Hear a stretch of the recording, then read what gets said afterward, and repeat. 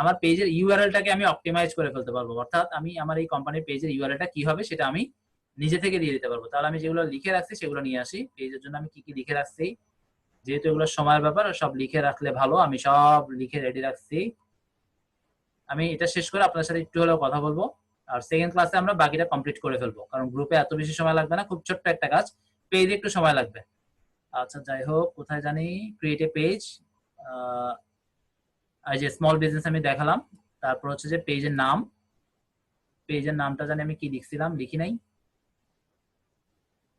আচ্ছা আমি expert VA1 top seller এটা দিয়ে দিচ্ছি পেজের নাম, আমি লিখতে ভুলে গেছি মেবি।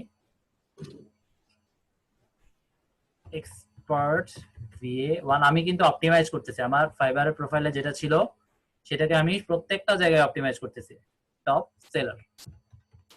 ব্যাস এটাই আমার পেজের নাম। এবার আসি, সরি আমি তো ইউআরএল দিয়ে ফেলছি, এটা এখানে হবে না, এটা হবে পেজের নামে।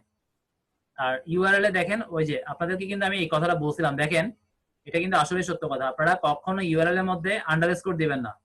আন্ডারস্কোর জিনিসটা কি, এটা হচ্ছে আন্ডারস্কোর, ঠিক আছে? এটা আমরা কখনো দিব না, আমরা সবসময় দিব হাইফেন, কারণ একমাত্র হাইফেনটাকেই ওরা ডিটেক্ট করতে পারে সার্চ ইঞ্জিনের বোটরা।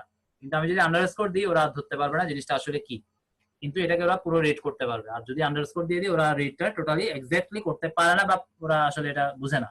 এখানে তিনটা ওয়ার্ড, তো তিনটা ওয়ার্ডকে ওরা এই জন্য এটা বোঝার জন্য এভাবে করে দিয়েছে, এবং এটাই আমার জন্য বেস্ট।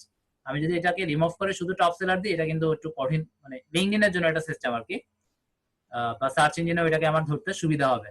কিন্তু এভাবেই দেওয়া ভালো, আপনারা যদি এভাবেই দেন এটাই হচ্ছে সবচেয়ে বেস্ট। প্রত্যেকটা শব্দ যদি আলাদা করে দেন তাহলে এটা ওদের রিড করতে সুবিধা হয়।